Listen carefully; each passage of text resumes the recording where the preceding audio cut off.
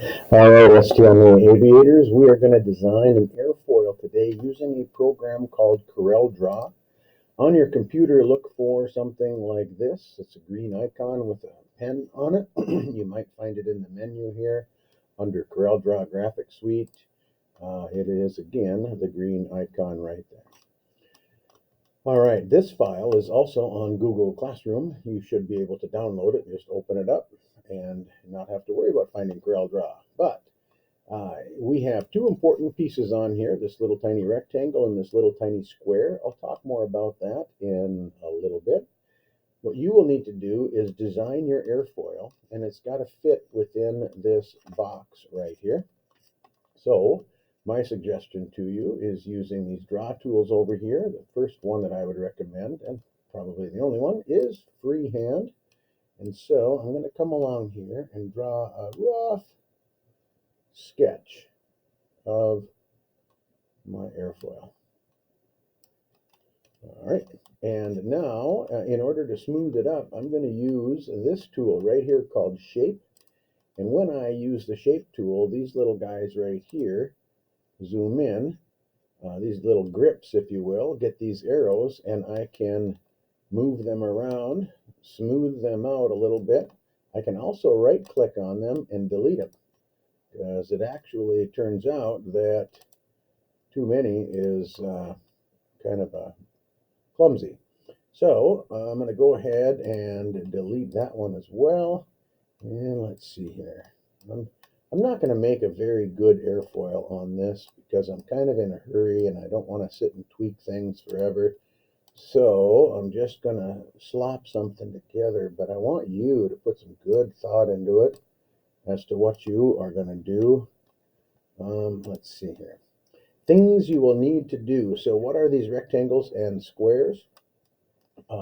They are places that we are going to glue our spars onto, spars and ribs. Okay, let me go back. I've got to select this here. There we go. All right, next, the other thing is we got to have a flat bottom airfoil. So we're going to move this down to the line using our pick tool right up here, and then come back to our shape tool, and we're going to move this down as well. And we'll straighten this line out all the way to there. And it doesn't have to be perfectly flat, but the more flat it is, the easier it is to work in the wind tunnel. All right, next thing we need to do is we need to have a little notch on the back here to help us glue our project together. I'm going to change this to red just to help us keep things separate.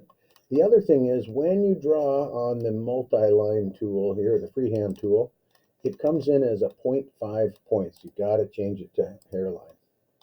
All right, so we're going to go back to, oh, my mouse is jumping all over. We're going to go back to this tool right here and the shape tool. If I right click, not only can I delete, but I can also add. So I'm going to go ahead and add. And notice how it bends and it's round and all that good stuff. I can change that. I'm going to go right click and I can go to cusp.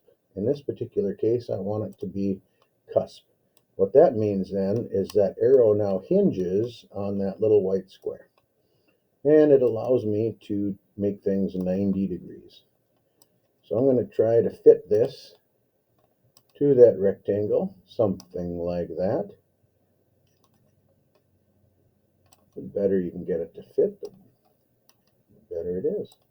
Now, you don't want to make this too skinny because when the laser cuts it out, it's going to actually burn part of this line away down to about here, and then this line up to here. And so your balsa wood is only going to reach to right about here. So you want to leave a little bit of meat on there for gluing purposes and attaching. And this box right here is 1.5 inches tall. So you get to decide on how big you want your airfoil to be. You want it to look like a beluga whale, or more streamlined, or flat, or whatever you want to do. You decide. It's your airfoil. All right, I'm going to go ahead and delete this. I have found, whoops, I thought Oh, I deleted the ones that I had selected. Well, that's okay. You can see that the less I have, the nicer the curve looks. I just got to play around with the front ones and the back ones. Okay, the next thing we need to do is we need to make this square twice. And in fact, what I'll do is on the next file that I save, I will just automatically have two squares there for you. Now, if I put a square here, I'm going to have to sand it down so that this point is gone. There's an easier way to do that, and that's just click on it again, and that is turn it a little bit. Turn it about 45 degrees, and now you've got a little bit less to sand. And by the time it's lasered off, you might not have to sand anything. Or you can just simply take your shape tool and add a piece there and make it work like that. All right. Obviously, that's the way it's going to laser out. It's not not a big deal in real life. We can sand it down once it gets assembled. And let's see here. That is a little bit low. We'll want to move that up a little bit right there. Maybe just a touch more because that laser is going to burn it a little bit deeper. Right, yeah, right. Either there or there is good. We'll go with there, whatever. All right, that's it, ladies and gentlemen. Your laser is ready to go. These need to be a different color. Nope, time out, back it up. They need to stay there. They need to stay black. All right, there we go. That is your laser. Now you're going to go ahead and save that or share this. Save it to your Google file, and then you're going to share it to the hstee@mystma.org. Look for a folder called Bovie stuff. And I think inside of there will be aviation stuff. And you just put it in there. Okie doke. All right. Good luck.